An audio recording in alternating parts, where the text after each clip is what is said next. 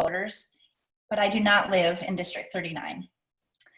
As a trusted and longtime volunteer, nonpartisan national organization, the League of Women Voters does not support or oppose political parties or candidates. Our mission is to support voter education and voter rights. We sponsor candidate forums to provide voters an opportunity to hear candidates' views about issues of interest in the upcoming election. This forum is being recorded, and the link will be posted on our League's Facebook page and YouTube site. In addition, local cable companies will be replaying this recording on a schedule determined by their station. I'm going to go over the ground rules for the forum. Introductory and closing statements will be 1 minute in length. Question responses will be 1.5 minutes, and rebuttals will be 30 seconds. The timekeeper will do a visual reminder at 15 seconds and a stop reminder to indicate that your time is up.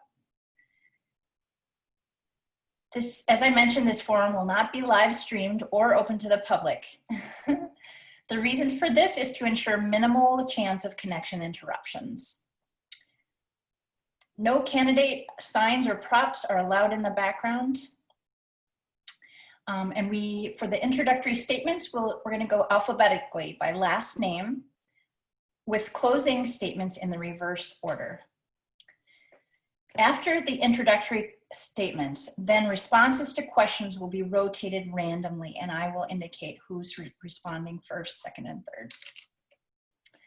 If for some reason your internet connection is interrupted during the forum, please try to reconnect or use the phone number included in the forum invite to re-engage through your telephone. You will have the opportunity to answer any missed questions in the event that that occurs.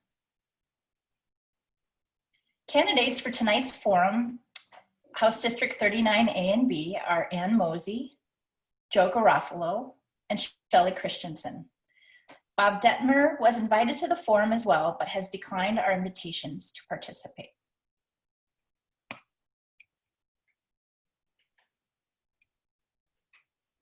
We're going to start now with introductory comments. And tonight we'll be starting with Shelly, followed by Joe, and then Ann, in order of last name. So Shelly, go ahead.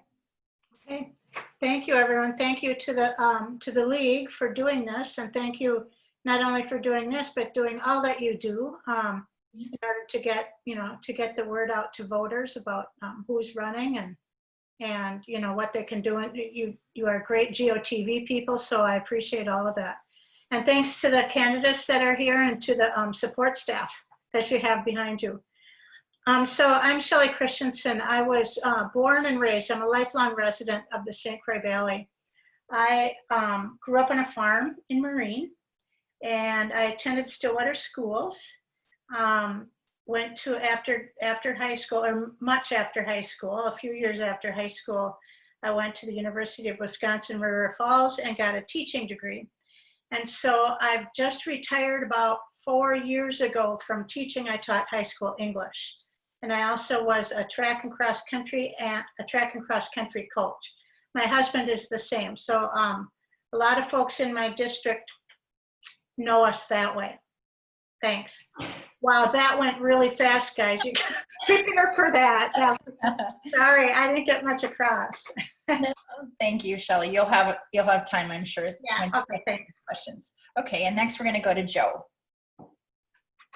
Hello, everybody. I'll echo Shelly's thanks to you guys for putting this on. Thank you for inviting me and having this all organized and put on for us. So I'm Joe Garofalo. I am born and raised in St. Paul. Lived in the East Metro for most of my life. My wife, Amber, and I live in Grant. And we have 2 kids, 15 and 16 years old. They swim and love outdoors. And I'm a car guy. I own 2 small businesses, and my wife is in mortgage. So I do real estate, and I also do some automotive stuff. And then my wife is in mortgage, and our kids just follow us along wherever we go. So that's a little bit about me. Thank you. And last up is Ann Mosley. Hi, everyone. Thank you. This is my second time meeting with you guys. I kind of anticipated Bob wouldn't come, so I actually went and visited with him and invited him to join us and asked him if he would please participate. He said no. I asked him if he'd unblock me on Facebook, and he said no. And I think that's the kind of representation that this district has had. I'm an attorney. I've been an attorney for 21 years. I call it door knocking on steroids, because the service I've provided all these years is family law counsel, people in transitions dealing with all the things that go wrong when you'd never expected them to, finances, healthcare, kids issues, abuse, you name it. So I have a really deep appreciation and people-centered focus that I am certain I will not be shaking no matter what. I'm also an action person. I don't like no for an answer, and I also don't like inaction for a solution. I'm home today on my cell phone because my internet at the office is down. This act it was President Clinton passed it in 1996, and our district still has terrible internet. Most of us are on DSL or don't even have internet. And Thank Bob you. has been part of that obstruction. Okay, thank you so much. All right, well, we are going to jump right in to the questions and into tough ones.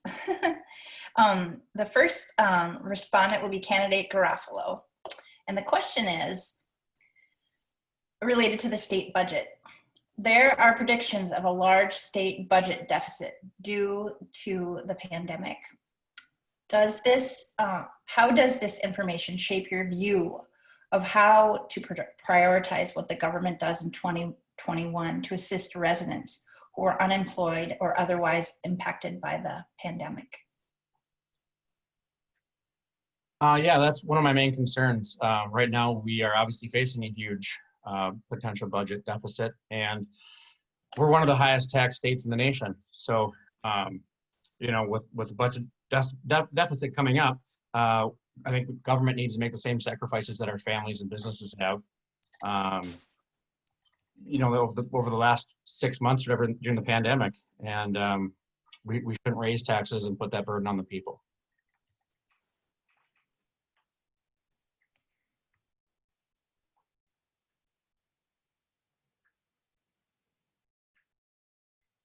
Heidi, you're still muted. Thank you. Next is candidate Christiansen. Okay, will you say the question just one more time? Yes. There are, so it's related to the state budget. There are predictions of a large state budget deficit due to the pandemic. How does this information shape your view of how to prioritize what the state government does in 2021 to assist residents who are unemployed or impacted in other ways due to the pandemic? Okay, thanks. That's a good question. Yes, we are going to be facing some difficult choices. There's no doubt. We and every other state in the United States are going to be facing some difficult choices. COVID has put us in a place that we never could have expected. You know, we will still probably, number one, I would say we will still be dealing with the pandemic. And so we need to make sure that in our budget that we are helping the people that need help, that the frontline workers are getting the help and the compensation that they need, and that we're assisting people with food insecurities, assisting housing issues, you know, and just dealing with what COVID is doing to us right now. We will be looking at, you know, we will still be meeting in all our committees, and we will still have all of our same work to do, but we're going to have to make some tough choices. So I still believe we need to deal with racial inequities in every part of our world, but especially in education. As a teacher, education is important to me. And so we've got the worst racial inequities in education in the nation, which is an embarrassment. It's an absolute embarrassment. So I will prioritize education in our budget. I'll just say again that, you know, we're going to have tough choices. I think we are going to we're going to try to do and to help the people that are affected by this crazy world that we're in now. And, you know, it's going to be all about the people and how they need our help in the government. Thanks. Thank you. And now candidate Mozey. Thanks. So I cannot see the moderator, but maybe Heidi, you can give me a hand signal. In 2016, shortly after Trump got elected, I went and visited Stanley Hubbard, and I got an opportunity to sit and talk with him personally because my dad served in basic training with one of his siblings, his brother, who passed when he was in his 40s, and I gifted him a yearbook of him, which Stanley Hubbard hadn't seen. So he really spent some time talking to me.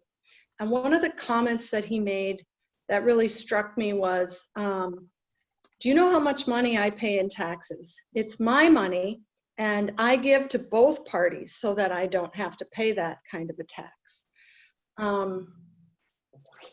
It was a little disturbing because I came there for some solace, not for that kind of a perspective. But I think, you know, we have a wealth gap, and Washington County in particular is suffering from this two-sided personality, where what we've got happening in the country, not just Washington County, is this vast divide between Wall Street and Main Street. Main Street is empty, is suffering and floundering, going under. Part of the reason for the PPP money was to try and resurrect that business because it's the backbone. And without addressing that gap, we're not going to be able to solve, I think, the budget crisis. Thank you, Ann. Thank you. All right, the next question, and we're going to start with Ann. We wanted to ask a question about racial unrest. What are some steps the state should take to address the racial disparities we see across the state? Well, in 30 seconds or 60 seconds, we can't solve a problem that's been going on for a long time. But I think we can start by agreeing that we do have a problem. I went to the George Floyd protest up in Forest Lake because I felt like that was maybe one of the most important protests in my district for sure, but also in the state, because it's an area that hasn't participated as robustly in this conversation. I ended up breaking my collarbone, which was no fun at all. But it was still a worthwhile, and it wasn't because of violence or craziness. I literally tripped on a rock. It was probably because of education being underfunded, because it shouldn't have been in the grass.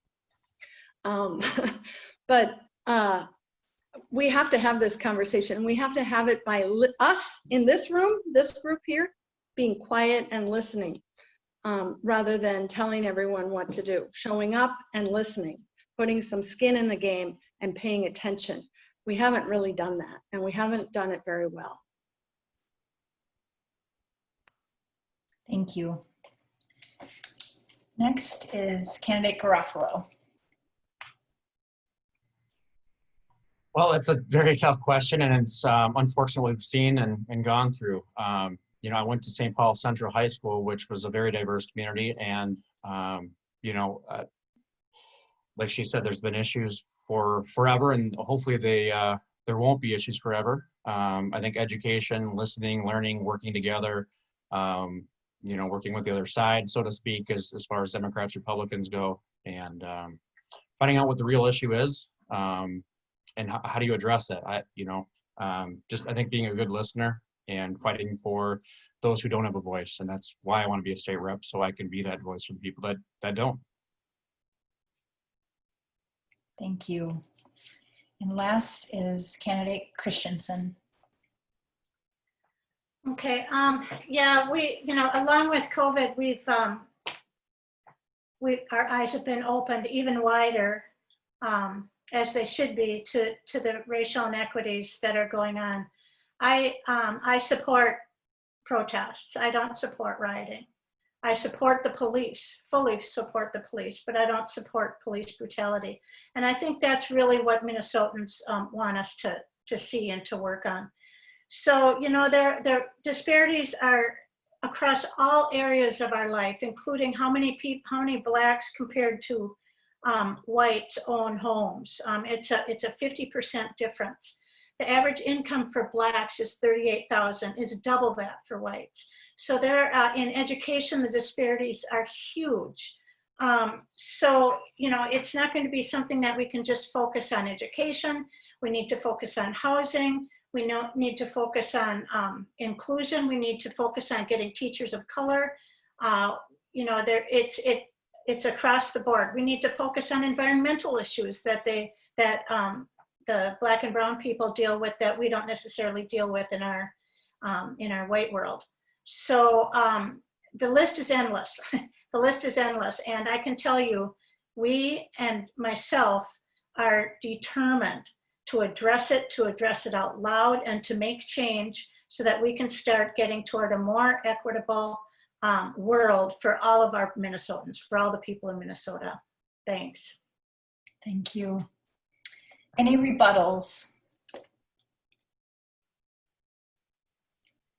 I would just say that I agree that, you know, it's okay to protest. Looting and rioting is definitely unaccepted. You know, what happened in Hugo and those threats and that kind of thing is just unacceptable, regardless of what's going on.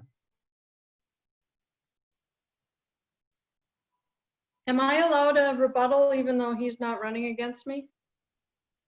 Absolutely. So I would like to say not only was Hugo an issue, but it was really offensive what happened in response to Hugo. Chamberlain and Bob Dettmer showed up at Hugo City Hall with the Trump rally, and not a friend, but a Facebook friend attended, and she said she felt physically unsafe. She was harassed.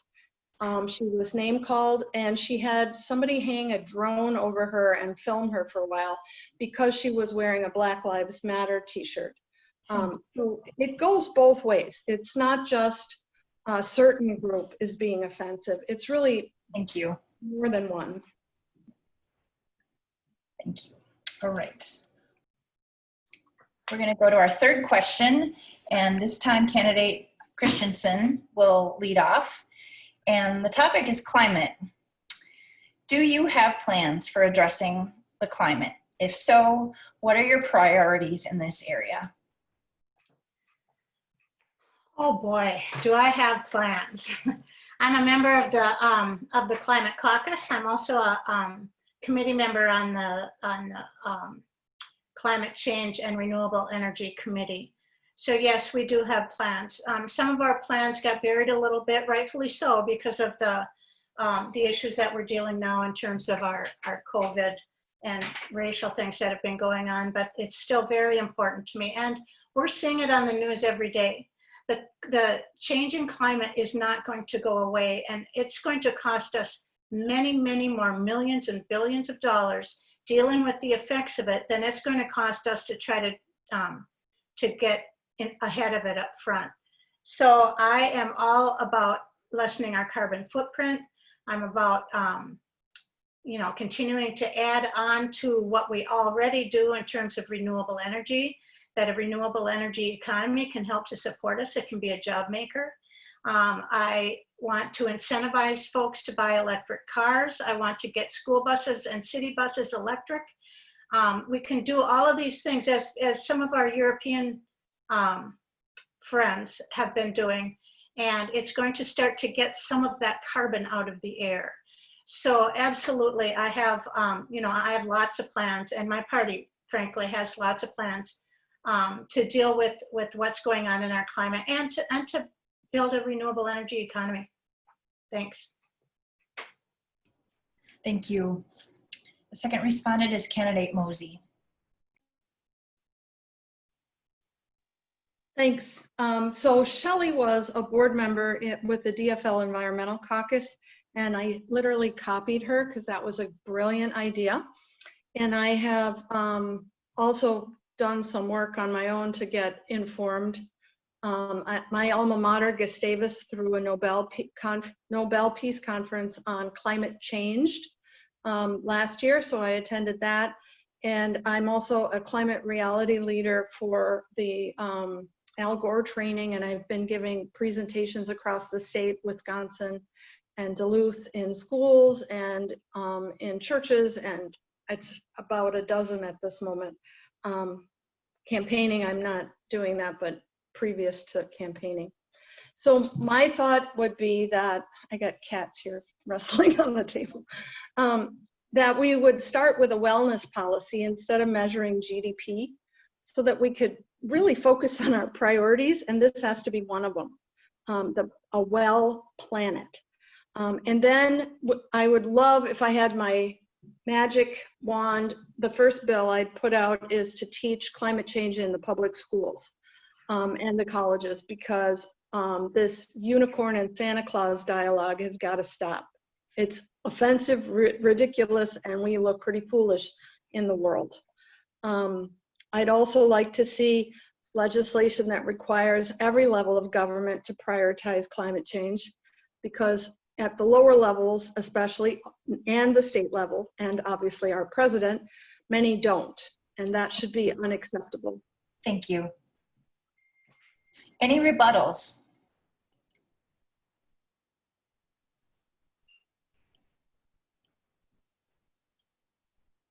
Okay, we will move on to the next question. And Heidi, did you want me to answer that question or no? oh my gosh, I'm so sorry. I was wondering if you just wanted me to rebuttal or actually answer. Yeah. You get to do both. I'm just, you know, obviously we need to do as much as possible. I have children. I care about their future. I care about the future of everybody. We just can't do it at the cost of families in our district. It has to be affordable to everybody in our district. And, you know, I love electric cars. I think they're incredible, and the technology is great. They're fast. They're not really quite affordable yet, but hopefully they'll get there. And I don't know that incentivizing it is the right answer, but I'm open to the conversation for sure. Thank you. Now, any rebuttals? I would rebut. I think the time for conversation is over, and the cost analysis is dead in the water. If you look right now at the 11 states that are on fire, the six states that got hit by a derecho, and the 6+ hurricanes that are coming towards the East Coast, the cost of weather on steroids, I call it wacky weather, but basically the supercharged water in the atmosphere and the slightly warmer temperature has turned our jet streams into a mess, and the weather is completely off the charts. Thank you. The cost is prohibitive to do nothing. Thank you. Any other rebuttals? Okay. I'll move on to the next question. Next question is, the first respondent is going to be candidate Mozey. The question is related to internet access. What is the role of the state in pursuing internet access for all citizens of the state, and why do you believe this? So in 2008, the state put together a task force to make a good plan for what we wanted to do in terms of high-speed internet in Minnesota. That sounds great, except President Clinton implemented that bill to get going in 1996. So we were already 12 years behind. The task force decided and suggested, and then the legislature voted, that Minnesota wanted to be a leader in this area, that we wanted to have high-speed internet in all our homes, regardless of zip code or dirt road, which is what I have. And so they set that out as a priority to meet by 2015. And that vote took place in 2010. And Bob Dettmer was one of 15 people who voted against it twice, not supportive. Then the bill went into committee over and over and over in 14 and 15 and 16 and 17. It never got to the floor for a vote. It was voted and approved in 19. Bob did approve that. He was made an author by a friend who's a Democrat, Rob Eklund. I don't know if he knows he's an author on it, but he is. And so that funding of 23 million resulted in 10% increase in Scandia's broadband. That's about, I want to say, a couple hundred houses tops. Franconia bid on that as well and was not successful. There's another bill that's in the Senate right now for 27 million that has been unanimously bipartisan approved. And I don't understand why it doesn't have a companion House bill. That was back in May and nothing's happened. There's also federal funding that's a separate issue. But we've already decided. Candidate Christiansen. Okay, thank you. Well, I think we've, a lot of the things that are happening to us now, COVID, and what we're having to do with school has really brought our attention back to what happens with folks that don't have equal access to the internet. Very often it's people of color, but it's people who are, just live in rural areas too. Greater Minnesota suffers greatly from problems with their broadband areas. So it's many libraries in Greater Minnesota now open up their parking lots and make sure that their internet coverage will go out to their parking lots so kids can go with their parents in their car and do their homework.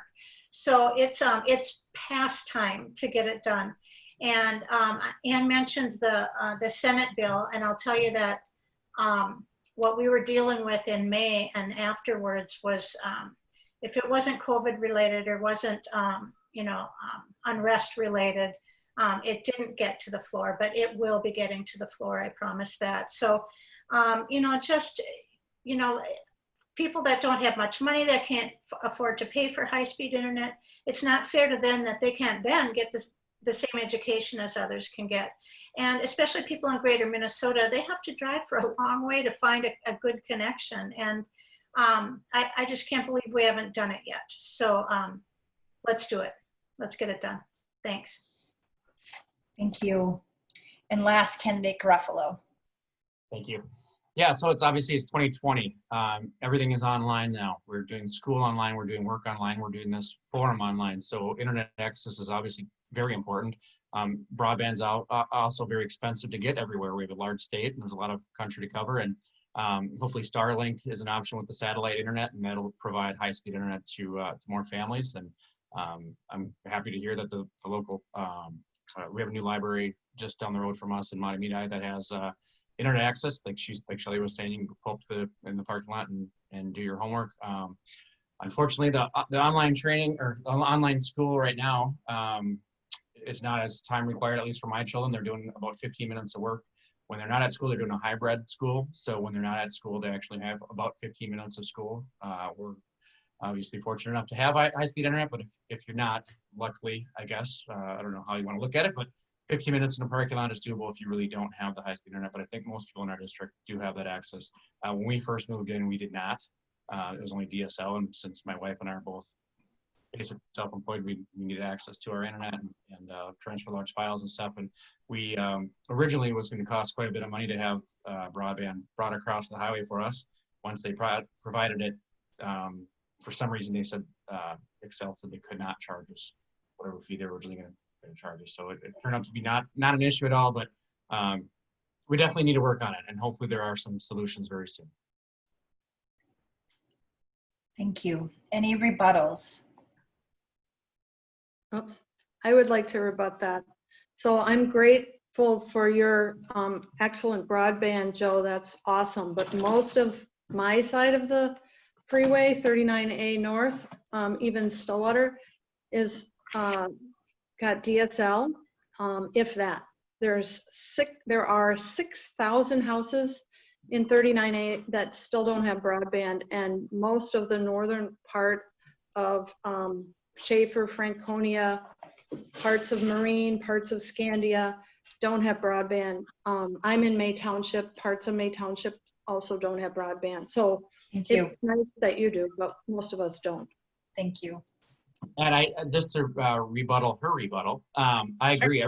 It's like I said, it's 2020. It's time that we all have high-speed internet, and I'm hoping that there's some affordable options for that.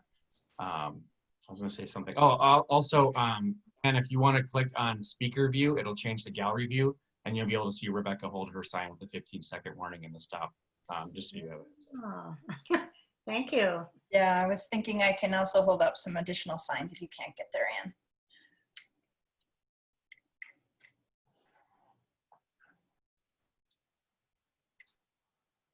Okay. Next question, we'll start with candidate Garofalo. And the question is about housing.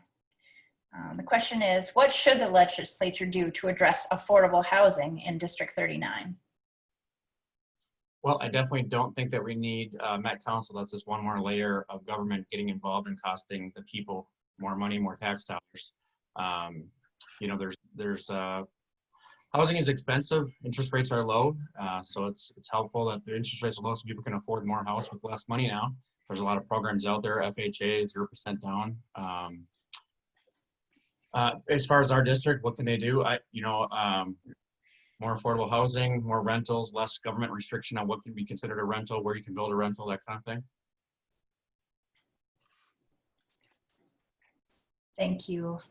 And our second respondent is candidate Mozey. Sorry about the cat. So Stillwater is actually building a project with rental housing mixed with retail on Manning and 36.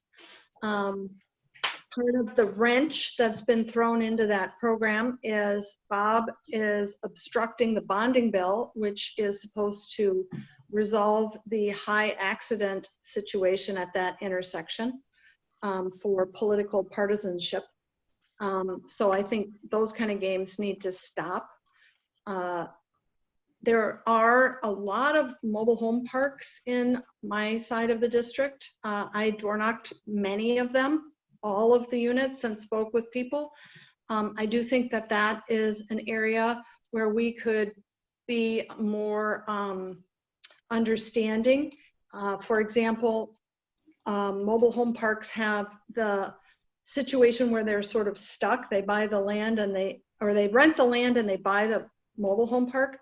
And then the person who's managing the park has the right to issue reasonable fees. So that can mean almost anything, and they have really very little recourse once they're there. So that's, I think, an area for improving. Maybe also making it more available and doable for some of the large land tracts. I think that that could be improved. As far as people in homes already, the legislation that was signed gave 31 banks agreed to help people who were struggling with their mortgages, and the vast majority of Minnesota banks did not. So that doesn't make any sense either. Thank you. And the last respondent is candidate Christiansen. Okay. Yeah, I think, and Joe will especially know this because he's in the real estate business. Real estate is incredibly expensive. I sold real estate for a while myself also, and I'm still kind of a real estate nerd. You know, it's minimum $250,000 in this district to buy a starter home. $250,000 is the bottom of the market. So we are pricing many, many people out of the market. So we need to look at how we can invest in reducing cost, some programs for rental assistance, things like that for people that just aren't capable of even buying a home. In the cities, we can be creative, not in the city, everywhere. We can be creative with our building strategies. Perhaps we can build smaller homes. The homes that are being built now are between 3,000 and 4,000 square feet. we've gluttonized our housing market, and it's you know, shut the door on so many people for sure to be able to buy a home. So we're going to have to look at rental assistance. We're going to have to look at more low rent apartment buildings. And, you know, it's something that it's not going to get better because COVID is causing lots of economic stress out there. And there's a lot of economic stress in the cities right now, and we're going to have to take care of these people. We can't leave them homeless. We absolutely don't just leave them sit there. So we have to deal with the housing issues for sure in 2020. Thank you.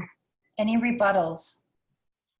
If I may, you know, one thing that's really important is that once we need to get our economy moving again, and these businesses need to open back up so that we have paychecks and people get paid and they can actually buy a house when this pandemic is behind us. So, you know, getting us back to work, getting our economy strong is going to be very important. And again, restrictions from the government are hindering that. I just got endorsed by the Housing First Minnesota, and they talk about the restrictions and why they have to spend so much money to build a house, because there's so many restrictions at the government level preventing them from doing small houses or certain materials or building in a certain way. So just getting government out of the way and letting the economy do what it needs to do and build what it needs to build. Thank you. Any other rebuttals? I have to rebut that a bit. It's not the government keeping everything shut down. It's the virus that is shutting things down. It is the science behind the virus. Minnesota is doing pretty well in numbers. And guess what? Our governor is enjoying a 70% approval rating in how he is handling COVID. So no, it's not the government's fault. It's a pandemic that we're dealing with, and it sucks. It sucks. I hate everything that's going on because of it, but it's not the government's fault. We're just trying to take care of people and keep people healthy. Thank you. So, you know, I refuse to accept that it's the government's fault that we have a pandemic at this time. Thank you.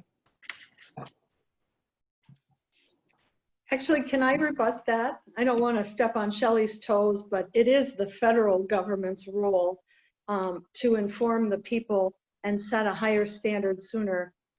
Our president chose to throw us all under the bus. Okay, thank you. We're going to move on to the next question. And the first respondent will be candidate Christiansen. And the topic is criminal justice. The legislature recently passed a police reform bill to increase accountability in policing. What are other areas in the criminal justice system that you believe require reform? Well, I serve on the Public Safety Committee, and I also serve on the Corrections Committee. So, you know, there's reform needed everywhere. And again, our pandemic is behind much of the changes that are needed in our prisons, in our jails. Yeah, we did pass a police reform bill, and I'm proud to be a co-author on that. And I will say that it's a bipartisan bill, widely bipartisan. So we did things like banning chokeholds, changing training methods, making the police that are with someone that's not acting the way that he should be, the duty to report, as a teacher is, the duty to report. So we did do some good things, but we have to look at what's happening in corrections. We're not able to get funding for our corrections buildings right now, and there are people literally dying in our prisons, and we have way too many of them in there. So there's got to be reform there. You know, our corrections officers are they are police officers in prisons. They're paid next to nothing. It's embarrassing how much we pay those folks, and there is such a shortage of corrections officers right now. So there's reform all over the place that we can take care of when it comes to public safety. Thanks. Thank you. And our second respondent is candidate Garofalo.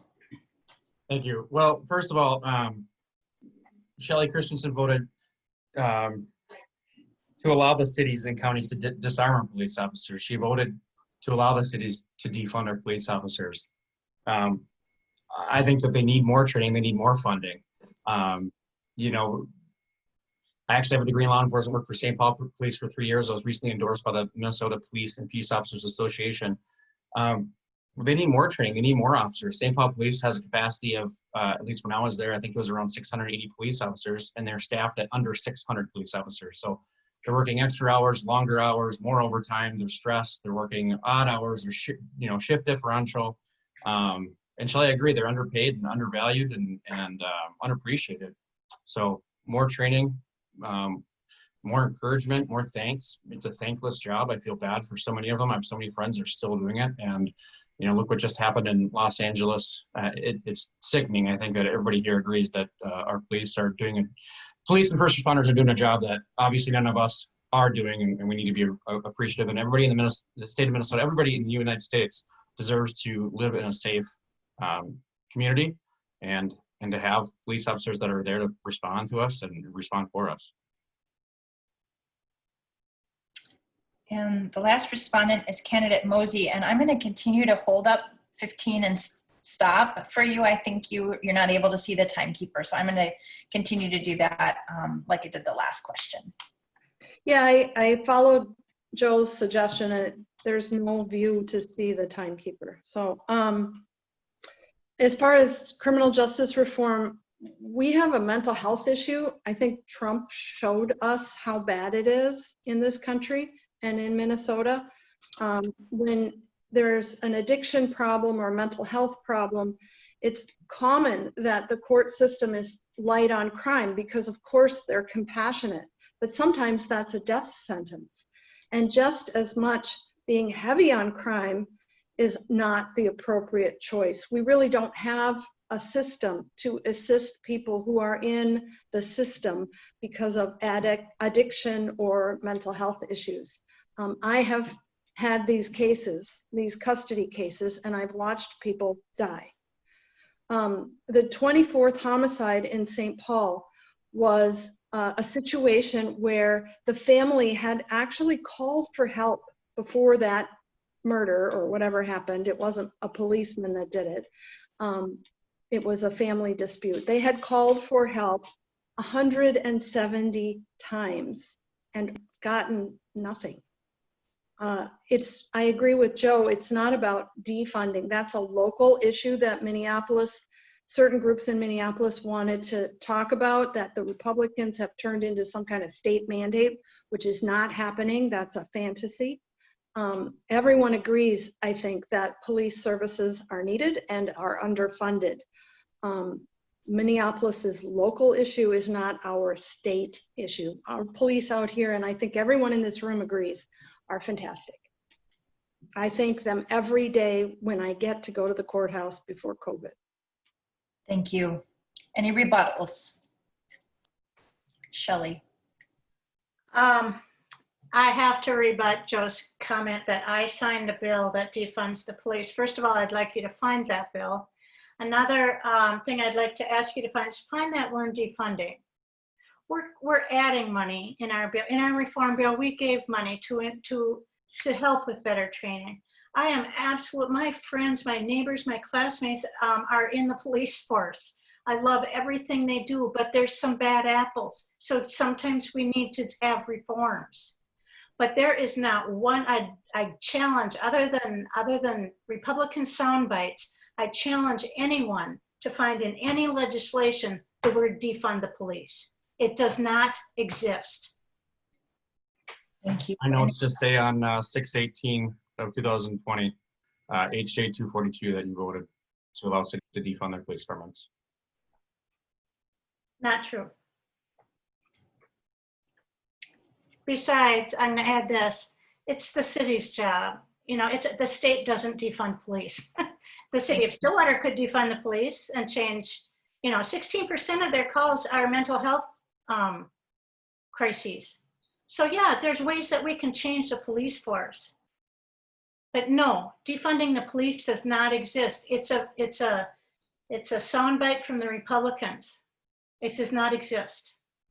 I'm going to have to give other candidates another rebuttal because I didn't jump in soon enough. So Joe, if you wanted to do another 30-second rebuttal, and then Ann, you'll have a chance to. Oh, go ahead, Ann. Thanks.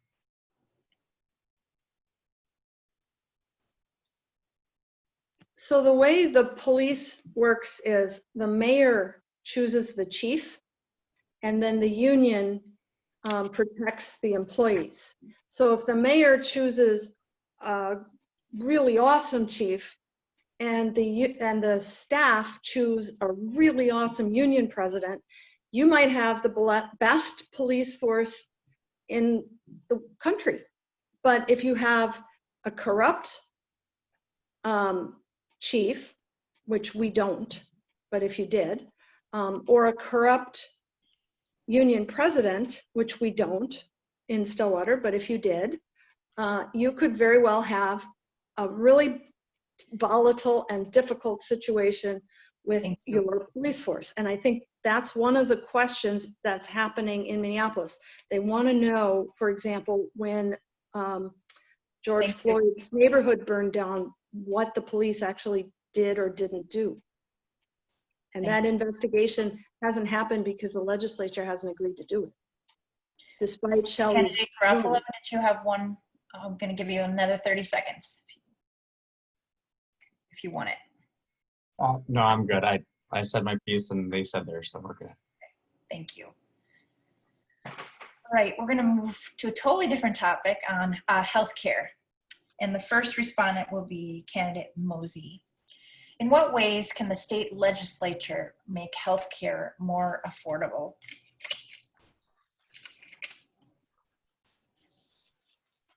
That's probably the number one issue. I know that we've had, at least for 5 years, maybe more, plan in the legislature that would address this issue, but it can't get forward until we get Democrats in the House and Democrats in the Senate. And that hopefully will happen with the 2020 vote. And then we can move forward on reforming healthcare, because the problem is that the insurance industry and some of these CEOs that have private interests are running the show. There's fear of change, and yet it works in most other countries that have universal health care. So I think that the preferred plan to transition so that nobody is out of luck is to open up a public option. But ultimately, I think that the goal should be, at least for Minnesota, if not for the country, to go to a universal health care plan. When I broke my arm, I can x-ray my dog for $80, but the x-ray at the hospital and the orthopedic office I ended up going to was $2,000. That's unacceptable. Thank you. The next respondent is candidate Christiansen. Okay. Yeah, we did get some things done, bipartisan, that will help some things in terms of healthcare. It's a big issue, undoubtedly, but we are holding pharmaceutical companies liable for being transparent, that they share and disclose their pricing information so that folks can see what it is that they're really charging, so that it's more of a market-based decision that can be made. We made insulin affordable for some. Life-saving drugs like insulin need to be affordable for everyone. I support expanding our current Minnesota Care, which is we're a standard bearer in the country. Minnesota Care is a great program. So expanding Minnesota Care so that anyone can get involved in that. Opt-in, no forcing you out of your plan that you have through your job or whatever. But it's time that all healthcare is not just based on what job you have and how your employer takes care of you. So those are some of the things that we can do to help in the healthcare area. Also, I fully support women and choice.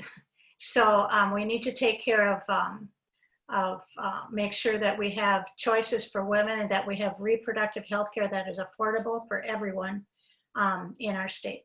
Thanks. Thank you. And the third respondent is candidate Garofalo. Thank you. One of the things we can do is eliminate waste and fraud in our public health programs, which will lower healthcare costs. We can also, Democrats are trying to raise taxes by more than $1 billion on healthcare. They want government to take over the healthcare. That's leaving our families with fewer options. I think we need to leave that open and have more transparency and more options, which creates more affordable healthcare. Thank you. And lastly, we'll go with rebuttals. Oh, sorry, with Ann Mosley. Thank you. No, I did speak. Rebuttals. We'll go with rebuttals, sorry. I think that the messaging on Democrats are going to raise taxes. I know my opponent pulled that one at the last minute and scared everybody. Sometimes helping people before they're in a situation is a lot cheaper than letting them just get really, really sick. A pound of, an ounce of prevention is worth a pound of cure. That's an idiom as old as a couple centuries probably.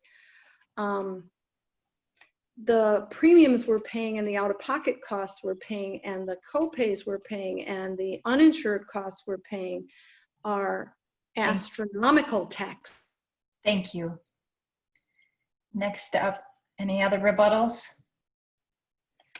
I'd like to say that, my idea about Minnesota Care being an opt-in program, and that can be, because I do support universal health care. Every person in Minnesota and in our country deserves to be taken care of health-wise.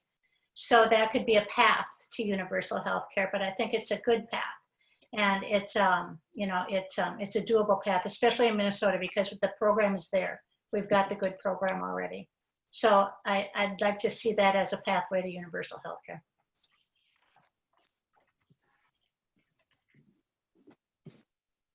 Thank you. So our hour went really fast. We are now ready for closing statements, and we're going to go in the reverse order that we started with.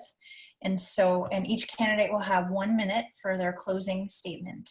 And we're going to start first with candidate Mozey for her closing statement. Thanks. I don't know why I lost you guys, but for a second I couldn't hear anything, so I moved. Closing statement is what we're at. Yeah. So I think my district is used to having a legislature in office who really doesn't respond to the people.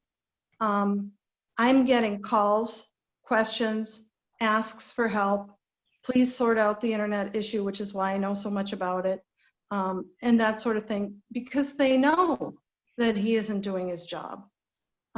It'd be nice to have the opportunity to serve this community. I think, it's not comfortable to tote my own horn, but after 21 years of helping people, I know I'm good at it.